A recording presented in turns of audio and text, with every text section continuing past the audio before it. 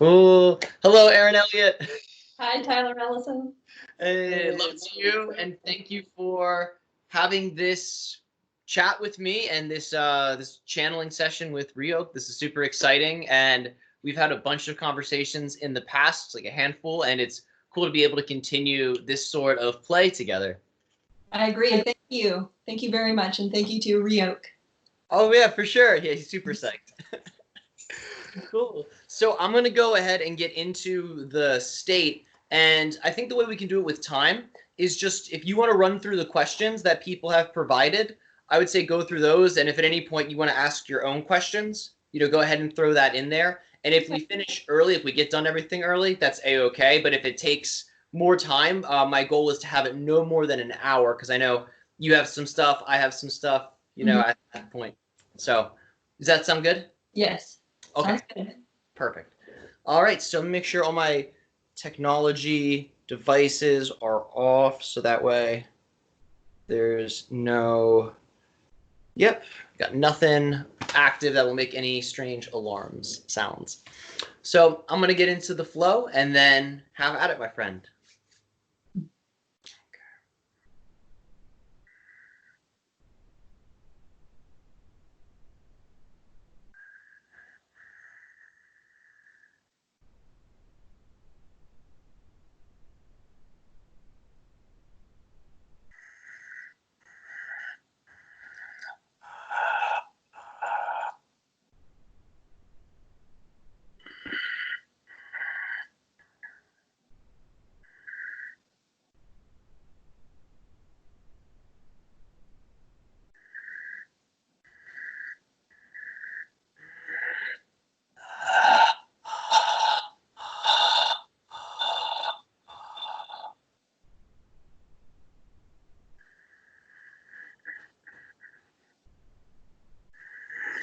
Right, and we thank you so much for the co-creation of this interaction. It is our civilization's highest joy, passion, and ecstasy to be able to have these types of co-creative transmissions with you and your civilization.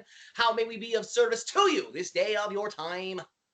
Hi, Riok. Thank you very much for being here with us today. Yes, it is our highest joy, and we thank you for co-creating the transmission with us as well. I have some questions from some friends, and some of mine might be interspersed in this as well. The first one is about the teenage hybrid children. All right. My friend and I both had dreams about hybrid children who are in their mid to late teens, and they were exploring human intimate relationships and what that means.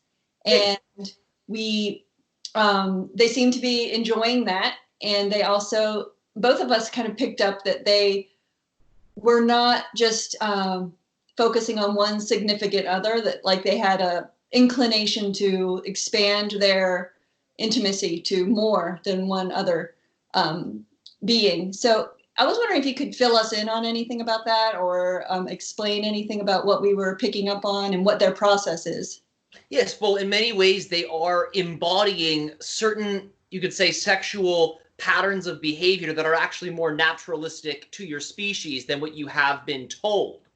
Understand, many of you have been told that monogamy is, in that sense, the naturalistic, evolutionary, sexual, romantic, intimate pattern for humans. But understand, that's one way those types of relationships can be explored. It's actually, in many ways, not necessarily the most naturalistic, because as many of you know, you create change within yourself throughout the passage of time.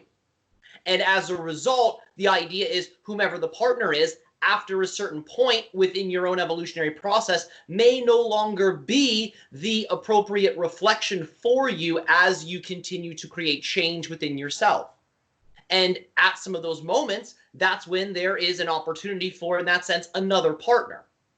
And understand that hybrids, in that way, in the sense that they are created utilizing your genetics as well as genetics from a multitude of other species, are also demonstrating the idea of that type of behavioral pattern, because in many ways it represents the idea of a more naturalistic sense of relationships, ones that change and reflect your inner changes back to you.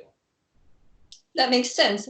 But what about, it seems like what you're describing is one partner after another, maybe at a faster rate than what we do as humans. We don't let go of a partner as quickly as maybe the hybrids would.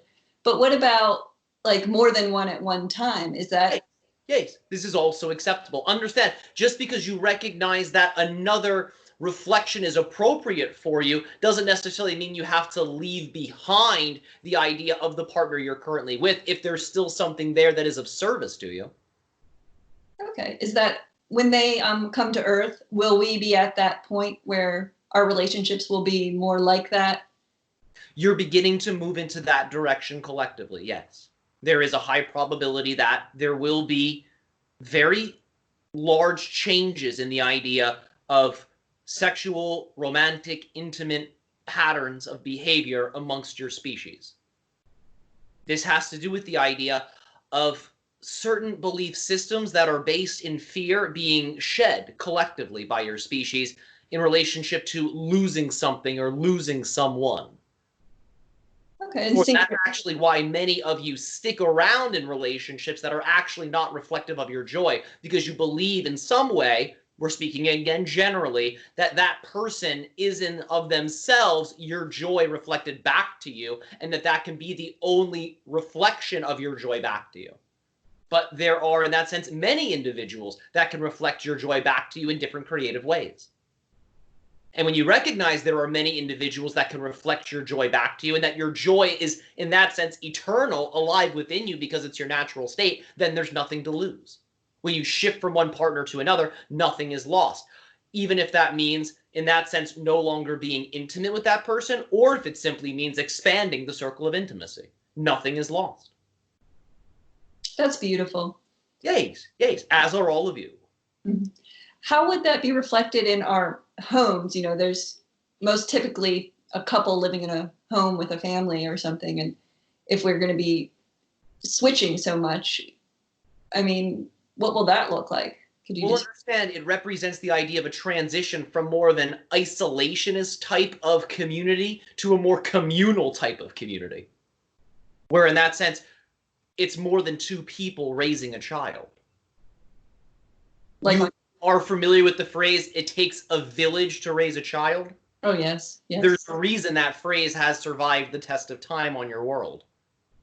It actually represents some of your more naturalistic means of cohabitating with one another. That's interesting. Yes. For understand, the reason that it appears as if you all live in little boxes side by side next to each other is because the box structure in many ways represents certain walls that you have put up within your own psychology as a species. But as you break those walls down, so to say, through letting go of the underlying belief systems that generate them, you will then observe that type of change within yourself being reflected at the society at large. So it'll eventually be a huge mothership we're living in? Yes. Well, you already are living on a huge mothership. For your planet, in that sense, is in and of itself a spaceship. However, understand you will be living that knowledge in an embodied way. It will be, in that sense, expressed through you. Again, this is for those of you that choose the idea of these types of frequency versions of Earth if they resonate with you. Not all of you have to choose this. This is simply a description of one timeline potential that is available to all of you that in many ways is synchronized with many extraterrestrial frequencies. All right. There are many ways that your evolution can play out. We are simply giving you readings of the energy at this current moment. Okay. Do you have any suggestions for my friends and me who seem to be connected similarly to the hybrid children, having similar dreams? And we have a group where we talk about the hybrid children. Do you have any specific suggestions for us how we can amplify this? Yes, by in that sense, taking synchronized naps or periods of sleep together. And whilst you take your naps or periods of sleep time together, have a common object shared between the group that you place under your pillows. Okay. If it can be, in that sense, something akin to a crystal, one piece of crystal that is, in that sense, divided into multiple smaller pieces that will create a stronger linkage, a stronger bond. But it can be different objects. It doesn't have to necessarily be different shards of the same crystal. There are many ways that this can be done, but the idea is having common objects that in many ways represent your group collective consciousness placed beneath your pillow and napping and sleeping at the same times. All right. That sounds fun. Yes. All right. Here's a question from someone. He was wondering why label things linearly, such as the sixth hybrid race, when everything is now? Why do we need assistance from the Sassani if we already are complete in a sense? Well, understand, we simply reflect back to you your own completeness. We're a side effect of you embracing the idea that you are complete beings. Because that's how we operate, like attracts like. So when you embody that state of I am, you then shift to reality experiences of Earth where you're encountering other beings that are reflecting back to you the embodied I am. We are some of those beings. And in relationship to the terminology, this is simply done so you have context of what's going on because you experience your lives linearly. Even though you're becoming more malleable with this type of experience, it is for contextual convenience that we label these things in these ways so you can understand more of the story of that which is taking place in relationship to the story that is taking place in the consensus realities that we are engaging with. For if there were no terms, and if there were no story type contexts, then your physical reality experience for many of you would be quite confusing. It's for convenience, so you can make sense of it. Because that's how your consciousness is organized. Your consciousness is organized by story, by archetypal patterns. So we present information in ways that registers with the idea of your overall psychological organization. So you can make sense of the reality. Okay, thank you. If there were no story, there would be no meaning. Meaning creates story. That is why beliefs create reality. You are writing stories. You are writing your reality. All right, thanks. Yay. You are welcome. Do you have any privacy on Sassani? Some humans aren't comfortable with the idea of all beings of a civilization having access to their thoughts and behaviors at any time. Well, understand that there are types of energy dynamics that one can create within themselves that represent, you could say, privacy. Understand that, think of it like this. Within our collective consciousness, there are a variety of different frequencies that are taking place. Think of the different frequencies as different roads. You have major highways. This represents the general collective telepathic link that is shared amongst all of us. And you can, in that sense, broadcast your own, so to say, energetic frequencies through that major highway of telepathy. But there are also back roads. There are also side roads. And you may encounter some other beings there, but understand those roads are less populated. But all of that is taking place, so to say, within the overall collective consciousness of our species. So it simply depends on the frequency of the information that determines if it's going to be something that the entire collective, in that sense, is simultaneously aware of. It's all about how you choose to broadcast the information.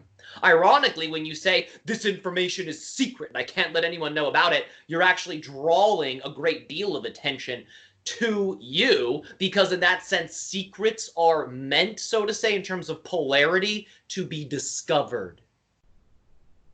So privacy and secrecy are two different things. Does that make sense? Yes. All right. You don't have secrecy on your planet. No. We have no need for secrecy, because secrecy, generally speaking, is a type of energetic dynamic that comes from fear-based belief systems. We must keep this secret or something negative will happen. The masses will find out and there will be chaos. Sound familiar? Yes. Yes, yes. But privacy, that's a little different. I prefer for this information to remain in my local awareness for the time being, and then if I'm excited to share it in a greater way, I'll share it in a greater way. You can tell the difference? Yes. All right. So you do have that Yes, we have individuals that in many ways choose to create levels of privacy. Now, that doesn't mean the information will exist in a vacuum. It can still be observed, but the idea is it will attract certain types of observation that will be complementary to that individual's preference. It won't be, as you call it, an invasion of privacy. Okay. Does that make sense? Yes, perfect sense. Some humans are also wondering about losing, as we evolve, the sensory pleasures that we are familiar with, like tasting food. Do you still have access to this in your evolved state? And can you describe what it is like to sense things as a Sassani being? Well, understand, it's similar to what you understand as the physical sense of taste, but it's a more expanded sense of taste that doesn't actually require us to eat food. We still are able to experience what you consider to be taste, but it's more in that sense multidimensional in nature, and in that sense is a side effect of our overall energetic scannings of certain realities and certain beings and certain natural substances. In many ways, as you go up in the evolutionary ladder, so to say, what seems to be separate senses begins to merge together and form one total sense. You could still differentiate the types of frequencies. Oh, this is more of an auditory type of frequency. Oh, this is more of a visual type of frequency, but it all generally blends together into a holistic overall sense. The specialized differentiation that you have with your senses on Earth is specifically because you're in a physical reality. But as you become less and less and less physicalized, you no longer require that type of differentiation within your overall sensorial detection mechanisms. You're familiar with the phrase on your world, the pleasures of the flesh? Yes. Tiny in comparison to the pleasures of the spirit? Mm-hmm. You're familiar with this, generally speaking? Yes. There's a reason this phrase exists. Because it's not as if you're losing the idea of physical pleasures, you're experiencing them from the idea of a more multidimensional point of view. Okay. Does that make sense for you? That's the question. Yes, it makes sense. Could you give us a suggestion about how to blend more of our senses together? Yes, by operating not in fragmentation, but in unity within your own being. Like when we eat something, how will we do that, for example? All right, so in that sense, you are eating your salad or your soup or whatever you may find yourself eating. And go fully into the idea of the taste. Go fully into the idea of the experience of the consumption. What does it feel like to thoroughly chew? What does it feel like to swallow? What does it feel like to, in that sense, have the different sections of the taste bud regions of the tongue lighting up? What does it feel like to have a certain thermal quality within the oral cavity as you are consuming the idea of the food? And as you immerse your senses into the eating, you will find you're using more than just taste. You're using feeling. And feeling invokes all of the senses. So place the totality of your awareness into whatever type of sensorial activity you are engaging in. You can do the same thing with music. Fully listen to the music. You can do the same thing with smelling a flower. Smelling a flower. Fully smell the flower. Immerse all of your awareness into that sense, and you'll experience a more multidimensional form of that sense. Does that make sense? Yes. All right. You said that the sense of feeling, the sense of touch, is that, what did you say about that? Is that one somehow more broader? Well, understand that when you bring your awareness, so to say, into whatever sensory function you are utilizing, you are actually bringing into that equation an element of feeling. Not just sensing it, but feeling. It invokes the emotional body. Okay. And it invokes higher levels of your own spiritual awareness, because that's how your awareness functions on higher levels. So many of you, for example, will listen to a song and you'll go into certain thought patterns within your own consciousness. Or you, in that sense, will be eating your food and you're talking on your phone at the same time. You're fragmenting. the idea of awareness. Not to say that that's bad, not to say that's a negative thing or is dysfunctional in any way, but in that sense, it's almost as if you are segregating some of your awareness from one aspect of perception to another. So when you become more unified in your senses, then you experience more of a multidimensional awareness of that respective sense. Let's see. But can't that be seen as being multidimensional when we fragment ourselves? Like if we're watching something while we eat, is that a different? It can be. However, you will find that in many ways in terms of developing extrasensory awareness of a particular sense, it may not be productive in that way. Okay. It may benefit you in other ways. We're not saying it's a wrong thing to do or it is somehow going to slow down your evolutionary progress. We are simply talking about it in respects to the idea of developing multidimensional awareness of a specific sense. Okay. Many of you, when you are in that sense, are problem solving, so to say, or creatively thinking. You'll put on some music and creatively think, and that's not a bad thing. It actually supports you in that particular path. Yes? Yes. But in terms of developing a higher multidimensional awareness of a particular sense, putting all of your awareness into that sense will expand your point of view of that sense, thus increasing multidimensional perception of that specific sense. Okay. Make sense? Yes. All right. Are there any comedians on Sassani? We think you know one, at least. Yes? Yes. Yes, yes. There are, in that sense, quite a few beings that engage in comedic patterns of thought and speech. But understand, from our perspective, generally speaking, we observe creation itself as a master comedian because the whole shebang, so to say, to us is quite hysterical. The idea of existing at all is, in that sense, very silly to us. It is very fun to us. It is very playful for all of us. And in that embracing of the paradoxical qualities of existing, we, in that sense, naturally perceive the humor that exists within the nature of existence. Okay. Someone was wondering if you could provide a Sassani joke. All right. Are you ready? Yes.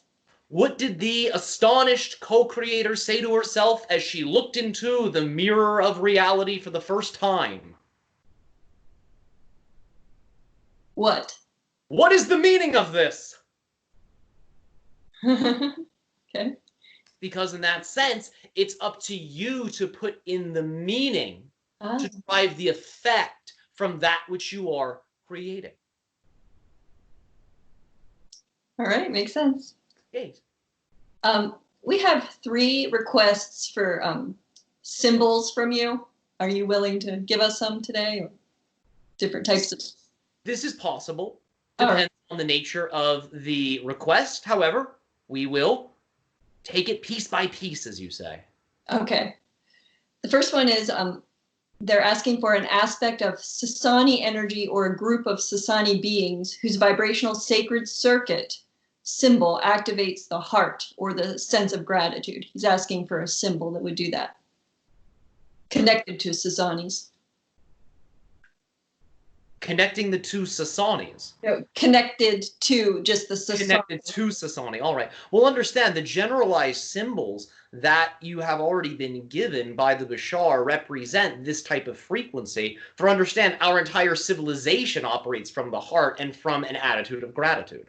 So simply using the contact symbols that have already been provided can greatly assist you as a permission slip in accessing that state of being. Okay. So you don't have a specific one for the heart?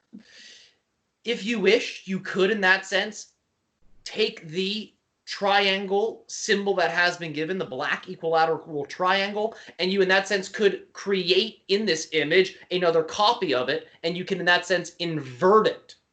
So in that way, you are somewhat forming the idea of a Merkaba-like structure utilizing the Sassani symbol for contact. All right, thank you. This specifically target the heart because in that sense it mirrors how your yogic traditions pictorially depict the heart chakra as a symbol. All right. There's another one about could we have a sacred circuit symbol or other telephone number for the inner Earth civilizations. All right. This one, in that sense, will be rather simple, but we understand that is oftentimes of the utmost benefit for your species to keep things simple. So we have, in that sense, a circle within a circle. Within that center circle, creating the idea of 4 lines that extend up, down, left, right.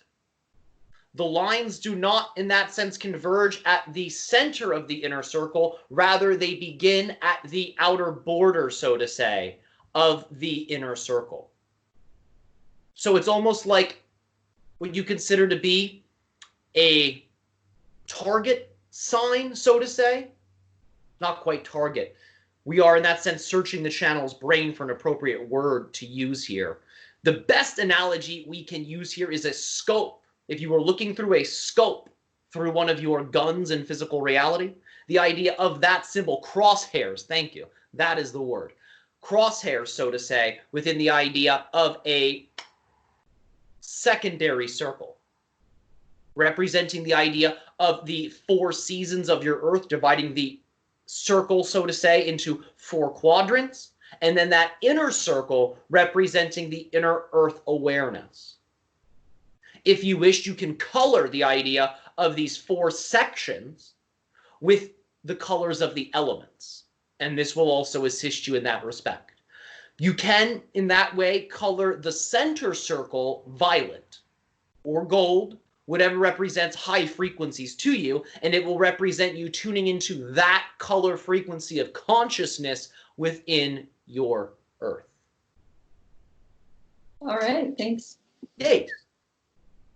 The next one isn't asking for a specific symbol for from you, but they're just asking if there is a specific set or era of symbology that we can reference to decipher the crop circles.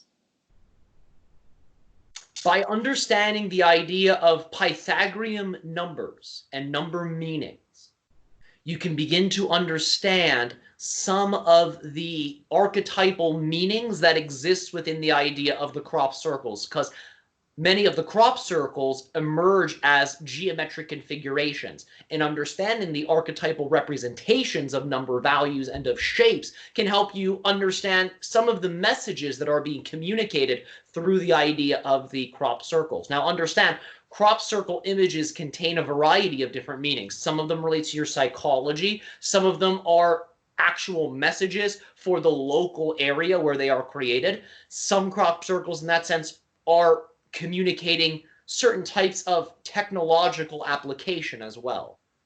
But understanding the idea of number values, of the archetypal nature of certain shapes, as well as the specific locations where the crop circles are showing up, can help you to develop a holistic meaning for understanding the types of messages that can be intuited through analyzing the nature of the crop circle. Do you ever take part in making those crop circles yourself? From time to time, yes. Could you tell us about one time that you did? Yes, we, in that sense, in your state of Idaho, created multiple crop circles with the hybrid children, specifically to assist them in the idea of understanding how consciousness in that way can shapeshift reality.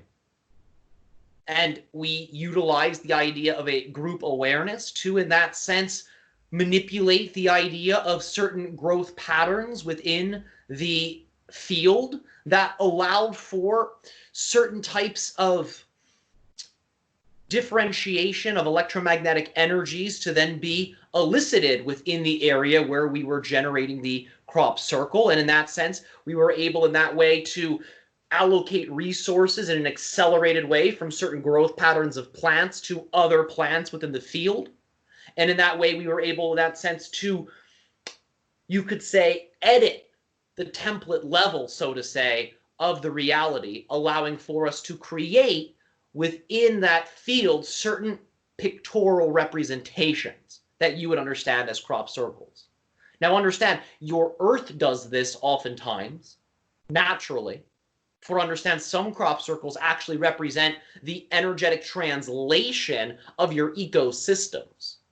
And if in that sense there weren't certain crops growing there and it were in that way a more wild environment, those types of patterns you see depicted in the crop circles would actually represent the idea of different types of plant life, different types of animal life, different types of elemental consciousness essentially being, you could say, invoked in that particular area.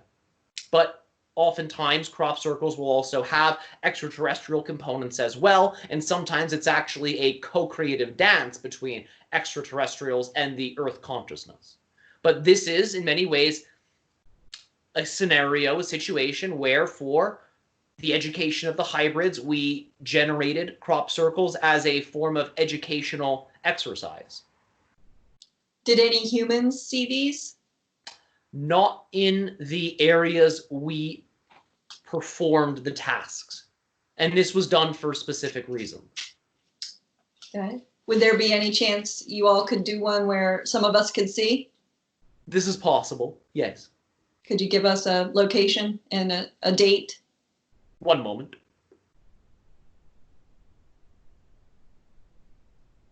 New Jersey. 4 months. And the information will find you if it is relevant. But understand that look to this area. There is a great deal of agriculture here. Okay, thank you. Yes. Do you define yourself differently depending on who you are interacting with? Do we define ourselves differently depending on who we are interacting with? Well, generally speaking, we operate from a level of awareness that embodies the idea of knowingness rather than belief. Now, understand, we have definitions for things, but we don't necessarily operate from the definition level as many of you do. We operate from the level of knowingness. Now, in that sense, we will, you could say, organize our knowingness in particular ways to tune into different frequencies of ourselves that will be in that way relevant to whomever we are interacting with. So we will shift our frequency to, in that sense, balance and match the energies of whomever it is we are speaking with. Oh, okay. Does that answer the question sufficiently? Yeah, and compared to humans, we would more define ourselves differently depending on who we're interacting with. Yes, and oftentimes this is not in many ways in the highest of service to you in the ways that many of you do it. When I'm with this person, I must be this kind of person. When I'm with this person, I must be this kind of person. When really the idea is simply be yourself, and you will naturally be whatever version of yourself you need to be in that interaction without needing to micromanage so much. And that's what you do, right? Yes, yes. There are certain archetypal patterns of organization we will utilize, and there are, you could say, certain definitions we have attributed in some ways to those archetypal patterns in terms of what they represent to us individually, but still that's something that in many ways is automatic. We tune into that energy as needed. It's not in many ways micromanaged. When you are fully operating from that which you actually are, you understand through the path of passion whatever type of words you must use, whatever type of thoughts are appropriate, whatever types of actions are appropriate, so to say, that will be supportive in relationship to that interaction.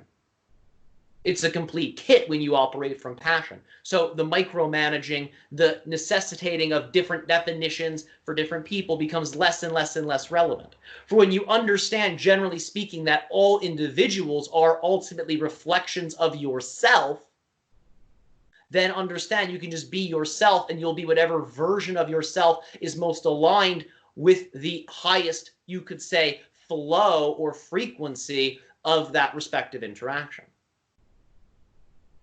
Okay. And with you, does that look different from being to being? Look vastly different? Yes, because each being we interact with is vastly different. So we will break it down like this. We are always operating from the frequency of our true nature. How that manifests will vary from person to person to person to person to person, because the way in which we express our excitement in each of those interactions will be different from person to person to person to person to person. We're always consistently across the board seeing the other person as a reflection of ourselves, and we are always operating from the idea of our passion, but that will always manifest differently from one interaction to the next because each interaction is unique and different. Mm-hmm. Does that make sense for you? Yes, but is there a common thread, like a Sassani or an individual thread for who you are in each interaction? Well, we understand the idea of our own individuated consciousness, but we also understand that we are fundamentally the same. And in that awareness of our sameness, we are able, in that sense, to observe its polar opposite, our uniqueness, in a way that is equal and balanced.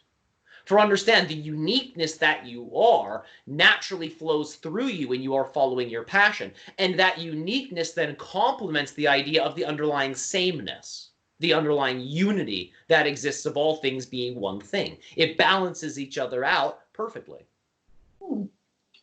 Does that make sense for you? Kind of, yeah. All right. Is there any way we could clear it up a little bit more? I guess it's just about like your sense of identity Is very fluid. But understand at a core level, we know that we are unique. We know that we are unconditional love. We know that we are passion. And we, in that sense, don't have, so to say, a fixed identity. We have a malleable identity that will shift and ebb and flow as we follow our passion in unique ways. And you could say we form an overall understanding of that which we are when we connect the dots of our passion from one interaction, one co-creation to another. For there, in that sense, are underlying themes that unify all of the seemingly separate actions of passion that create an overall sense of the type of character of individual that we are. But understand that that's not experienced in a way that's fully linear, for we can scan the entirety of our timeline. So we can develop a sense of our overall character at a very young age by observing that which we are engaging in when we are 30 or when we are 300. Wow. Does that make sense? Did that clear it up a little bit more for you? Yeah, it did. All right. Yeah, thank you. Yay. Do you have an equivalent of expelling waste as humans do from their bodies? We have certain types of energetic, you could say, exchange processes that are somewhat akin to that which you have, but generally speaking, not really the same way that you have on Earth. The types of recycling and waste generation, generally speaking, comes from the idea of not only the nature of your Earth and the incarnational experiences here, but also the idea of the physical reality in general. But as you become more quasi-physical and you depend less on food, as well as the idea of certain things like air and oxygen, the idea is that you generate, so to say, less of a waste product. But understand, nothing's really a waste product. You only call things waste products because you're not utilizing them in ways that are actually of most benefit. Okay. Does that make sense? Yeah. Why aren't we doing that? Well, why aren't you? Yeah, I mean, because we don't know what to use it for. Well, we can give you some hints if you wish. Yeah, I would love to. Understand that just by recognizing that your CO2 emissions, what you breathe out on your exhale, nourishes trees, begins to tune you back into the awareness that you are already, so to say, utilizing some of your quote-unquote waste or excretion products in a positive, beneficial way. Now, understand you are, in that sense, constantly releasing fluids, yes, when you go to the restroom, yes? Well, not constantly, but yeah, on occasion. Yes. Well, many of you, in that sense, throughout your day are going through this. Yes. Constant may not have been the most appropriate word. However, understand that that can actually be utilized for plants. That can be utilized for crops. And many of your indigenous cultures were aware of this and utilize their own excrement, in that sense, for the idea of agriculture in different ways. Mm-hmm. Now, understand, many of you don't do that because of certain belief systems that you have about your body and some of those fluids, but these are certain examples of how your own materials, so to say, can be utilized for regeneration. there are many ways the, so to say, waste aspects of the human body can be utilized for the idea of balance and regeneration. So in that sense, it ceases to be seen as a waste product, and in that sense is then seen as a resource. Okay. Thanks. Yes.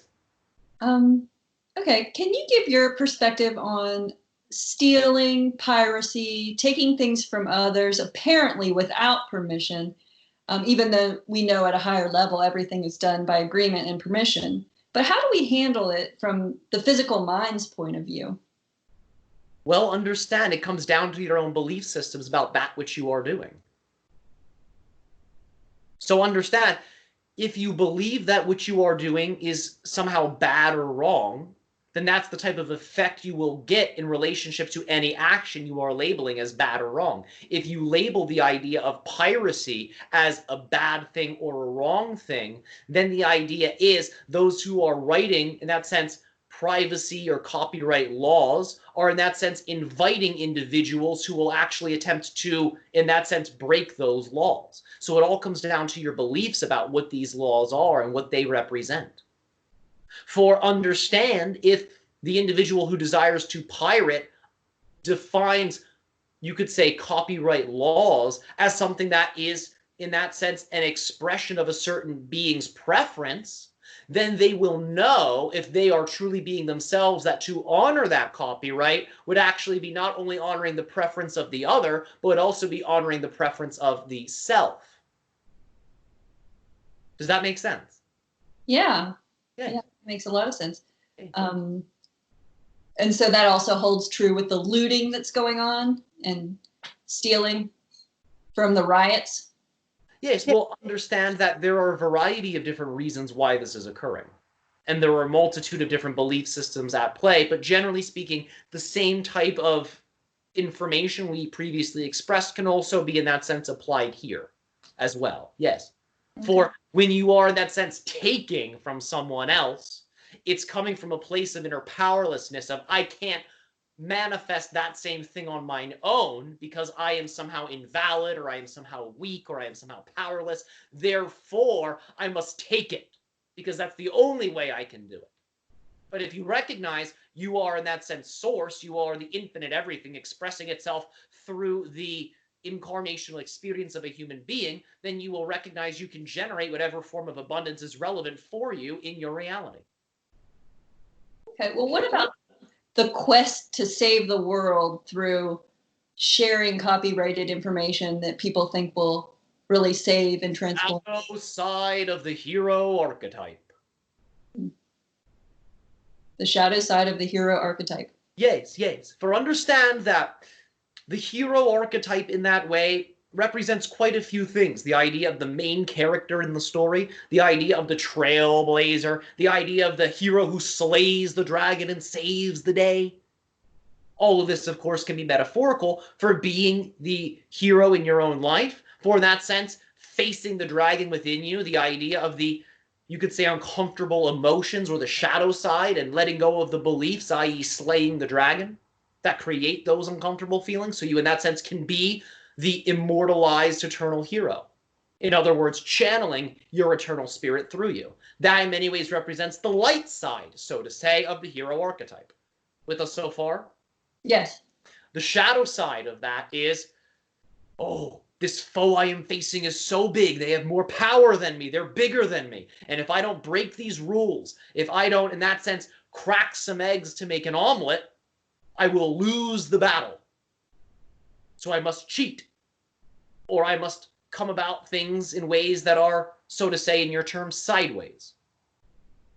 The shadow side of the hero archetype. It's shadow in that way in the terminology we are using because that is the same type of consciousness of the overall hero archetype, but coming from the idea of negative limiting belief systems as the motivation. Rather than the light side of the hero archetype that knows they are eternal, that knows they are constantly connected to source.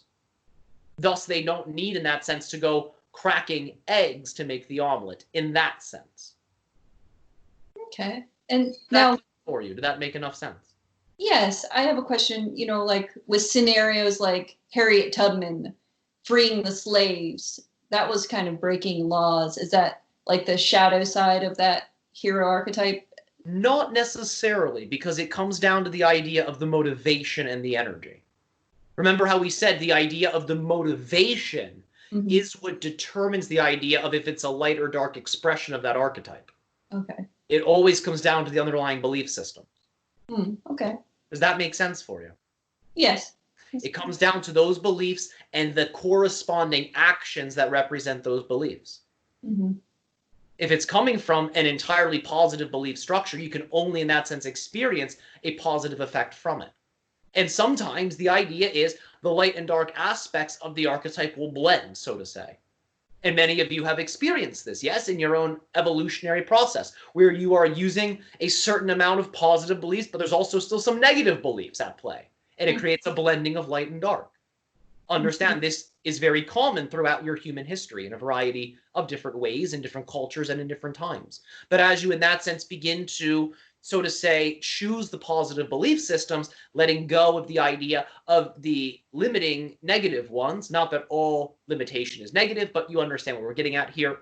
Yes. The idea is then all of your actions come from that place of positivity. All right. Thank you. Does that answer the question for you? Yeah. All right. Yeah. Beautifully. Yay. Okay. Are we restarted every 200 years? The planet is cleared from the previous and a new one is given a new history? Well, understand, you in that sense, so to say, are restarted every moment. Billions of times per second. You're a new person. You're a new self. Now, in the idea of a more cosmic sense, there are certain types of gateways energetically that your collective consciousness will pass through that oftentimes will represent the idea of a neutral point of transition that allows for you to create an overall net neutrality throughout your entire awareness. So you can then more clearly and more easily choose whatever it is that you prefer as a collective to create. Now, many of you hear that and think this means there will be some kind of global catastrophe that reduces us and restarts us. Understand that those gateways are selected and are chosen by you on the individual level because you as the individual manifest your version of the collective. So define these gateways as positive and as uplifting for your civilization and yourself and as beneficial and as fun and as exciting. And that's the type of effect you'll get from the gateway. But yes, there are certain planetary gateways that elicit an overall net neutrality effect throughout your collective consciousness. So in that sense, you can get a greater understanding of the direction that you prefer to move into. All right, thank you. Yay. Do things look like they'll calm down in 2021, or will it be more intensity like 2020? Depends on what you mean by calming down and intense. Well, I guess things that we generally don't prefer. That's up to you. That's up to you. You are the microcosm of the macrocosm. As you read the energy, are there going to be a lot of like storms and stuff, metaphorically speaking, in 2021? Understand that we cannot give that at this time, for you are still, in that sense, navigating the idea of your current storm. Yes? Yes, yes. One thing at a time, piece by piece, step by step. Yeah. Remember, you're doing fine. Mm-hmm. You're doing fine as a collective. The idea is continue to embody your true self. Continue to demonstrate that true self when you are by yourself, when you are with others, in all that you do. And that is how you will transition smoothly through what the Bashar has called the eye of the needle. Let yourself be that living symbol for that which you are. That, in many ways, is what you consider to be your golden ticket. Okay. Someone asked for 3 suggestions from you for navigating the rest of 2020. But one suggestion we would give is scan into your overall awareness. Zoom out and scan in simultaneously. So you can see yourself internally from a bigger picture point of view. And from that perspective, begin to then investigate where are the areas of your life where you are not expressing your passion. And begin to then create creative ways where you can express your passion in those areas. Think of it like this. You are a giant tree. Some of the branches and leaves of this giant tree are regularly receiving nutrition from the earth beneath you. Other branches, other leaves are not, and they're saying, hey, can we get some phytonutrients here? Hey, can we get some minerals? Hey, can we get some water? And the idea is, through expressing those other branches of yourself that represent your passion, you then allow for yourself to be a holistic being. So as you then pass through the idea of the eye of the needle, as you then move through the series of different gateways that span from 2020 to 2021, the idea is you will be expanding in the most expansive way possible, rather than through an energetic pattern that represents unexpressed positive potential. Because understand, what you put out is what you get back. So if you go through these gateways not expressing your full positive potential on a microcosmic self level, that's what you'll experience on a macrocosmic collective level, unexpressed positive potential. So express yourself fully. Go into all of the different memories that you have of different passion-based activities you have played with throughout your life. Maybe some of them you have put down and foregone, but still they represented some of the highest forms of passion and excitement to you. See if it makes sense, see if it's exciting to, in that sense, live them from the now, create them anew. Observe in your own imagination if there are certain directions of exploration you have wanted to engage in, you have desired to engage in, but you have not chosen to engage in. Give those passions life. You all, generally speaking, have a great deal of self-time on your hands. We understand there are many of you, of course, that are still working, so to say, but many of you have opportunities now for self-reflection. Go into your imagination and simply express these passions in different ways throughout your days. Make them a regular part of your day, because that is how you crystallize those patterns of preference into your physical reality experience. And as you then go through these gateways, you will in that sense be coding your macrocosmic collective reality to mirror the idea of your own inner reality. So you can experience what you consider to be your utopia unfolding in front of you. All right, thank you. Yay. Is there a quick and easy way to let go of entity attachments, implants, devices, oaths, and contracts? By shifting to a version of yourself that has never had the implant or the contract in the first place, because you are creating the version of yourself that appears to have a negative contract or appears to have an attachment through the idea of a belief that in that way allows those types of experiences to be manifest. So shift the underlying belief systems and take different actions that represent that different self. So if you define yourself as one who can be attached to, if you define yourself as one who can be manipulated, then you will experience an external reality where those things appear to be occurring. But they only appear to be occurring because you're dreaming them up, just as you dream everything up, because the physical reality is nothing more than a dream. To shift your perspective to a different dream, shift to a different belief system about yourself. Create a new story. You could even, in that sense, open up a notebook, take a nice feathered pen, give it a good lick, and then start to write. Once upon a time, there was a being named, fill in your name here. And this being was born out of unconditional love. This being was created with the customized, beautiful energetics of Source. And this being chose from day one to follow their passion, to be their truest self, to explore creation in as expansive and exciting as a way as possible, and write out a new story and write down in all of your descriptors of the set and settings of that story your preferred definitions for each of the different subjects within that overall story, and then live that story out, act out that character. That's a quick and easy way you can do it. Simply use your imagination. write a new story, live that story out. Make sense? Yes. Yes. All right. Well, our time is up today. All right.